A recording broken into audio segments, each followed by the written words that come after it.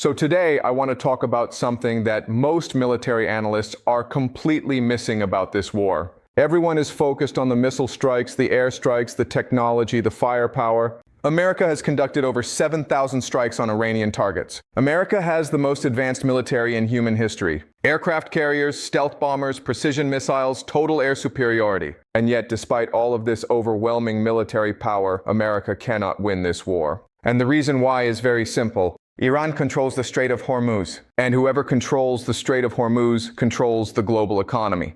Let me explain what I mean by this. The Strait of Hormuz is a narrow waterway, only 21 miles wide at its narrowest point, sitting between Iran and the Arabian Peninsula. And through this tiny 21-mile choke point flows approximately 21 million barrels of oil per day. 21 million barrels. That is roughly 21% of global oil consumption passing through this single narrow strait every single day. Japan imports 75% of its energy from the Gulf. South Korea imports over 70%, China imports 40%, India imports 60%. All of it has to pass through the Strait of Hormuz. There is no alternative route, there is no backup plan. If the Strait of Hormuz closes, the entire global economy stops.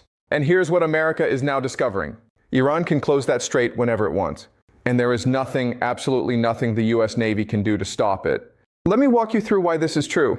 Because once you understand the geography, the military reality, and the economic mathematics of this choke point, you will understand why Iran has already won this war strategically, regardless of what happens on the battlefield. So let us start with the geography.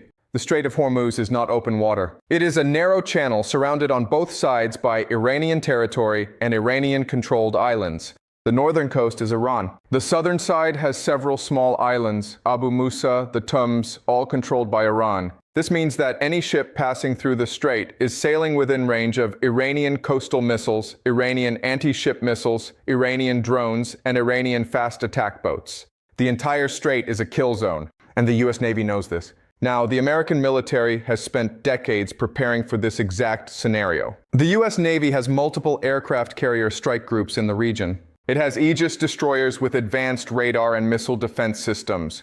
It has submarines. It has air superiority. On paper, the US Navy should be able to keep the strait open. But here is the problem. Modern naval warfare is not about ships fighting ships anymore. It is about missiles fighting ships. And in a missile versus ship equation, the missiles win. Let me explain why. An American aircraft carrier costs approximately $13 billion to build. $13 billion. It carries over 5,000 sailors. It is a floating city with enormous strategic value. And Iran can threaten that $13 billion asset with missiles that cost less than $1 million each. This is called asymmetric warfare. Iran does not need to match America's naval power. It just needs to make the cost of operating in the Strait of Hormuz unacceptably high. And it has already done that. Iran has developed a layered anti-access area denial strategy, what military analysts call A2AD. This means Iran has built multiple overlapping systems designed to prevent the US Navy from operating freely in the Persian Gulf. First layer, coastal anti-ship missiles. Iran has hundreds of these missiles positioned along its coastline. They are mobile, they are hidden, and they can be launched with very little warning. Second layer, fast attack boats. Small, highly maneuverable boats armed with rockets and torpedoes that can swarm larger ships. The US Navy calls these asymmetric threats because they are very difficult to defend against. Third layer, mines. Iran can deploy naval mines throughout the strait, forcing the US Navy to conduct slow, dangerous minesweeping operations. Fourth layer, drones. Cheap, expendable drones that can be used for reconnaissance or direct attacks. And here is what makes this strategy so effective. The US Navy has to defend every single ship that passes through the strait.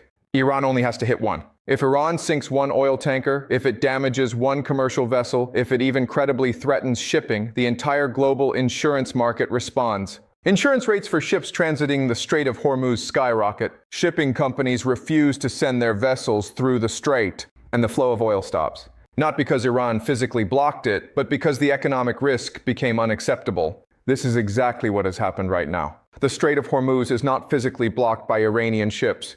There is no Iranian naval blockade. But commercial shipping has stopped anyway because the insurance costs and the security risks are too high. Iran has effectively closed the strait without firing a shot at commercial vessels. This is strategic genius, and it is checkmate. Now let me explain why the US Navy cannot reopen the strait by force. The American strategy for keeping the Strait of Hormuz open depends on one thing: sustained air superiority.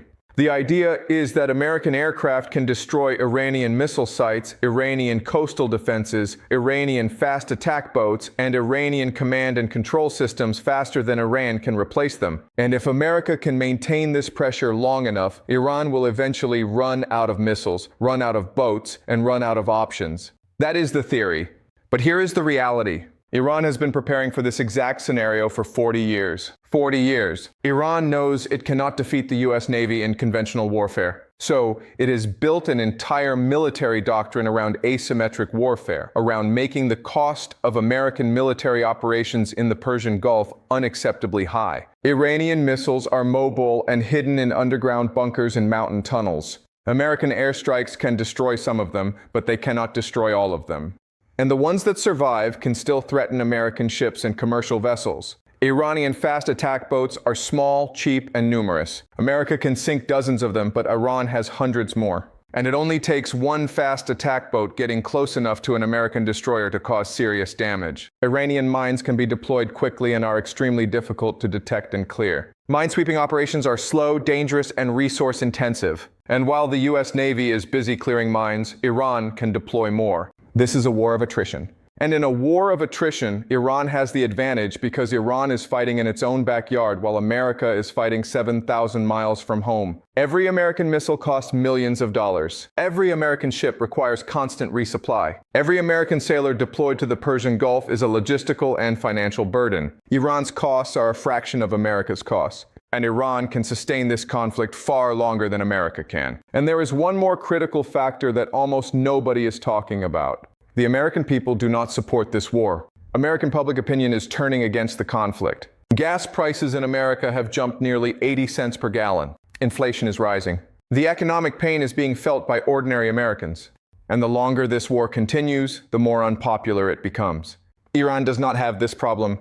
The Iranian government does not depend on public approval in the same way democratic governments do. Iran can sustain economic pain and military casualties far longer than America can sustain political pressure from its own population. So here's the checkmate. Iran controls the choke point. The US Navy cannot force the strait open without accepting unacceptable losses. Commercial shipping will not resume until the security situation improves.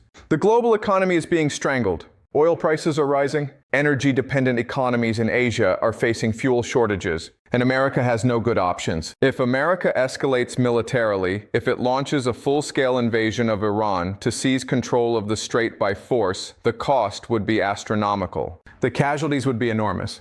The economic disruption would be catastrophic. And there is no guarantee of success. If America accepts a negotiated settlement, if it agrees to a ceasefire that leaves Iran in control of the strait, then America has effectively conceded that it cannot protect global energy supplies. And that destroys American credibility as a global superpower. Either option is a strategic defeat.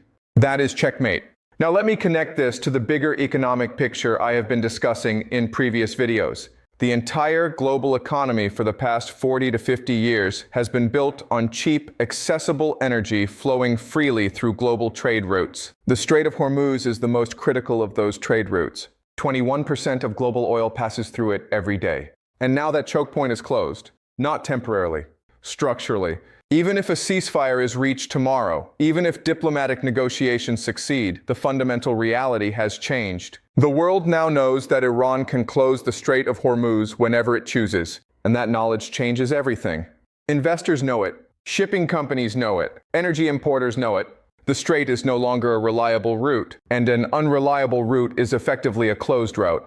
This is why I keep saying the world you grew up in is ending. The world of cheap energy, reliable global supply chains, American military protection guaranteeing free trade, that world depended on choke points like the Strait of Hormuz remaining open. And now the most critical choke point in the global energy system is under the control of a nation actively at war with the United States.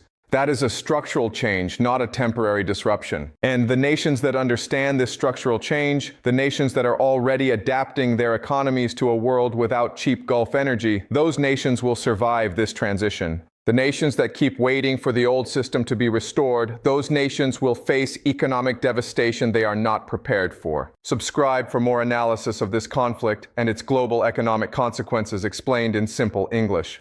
And tell me in the comments, do you think the US Navy can reopen the Strait of Hormuz by force? Or has Iran already won this strategic contest? I will see you next time.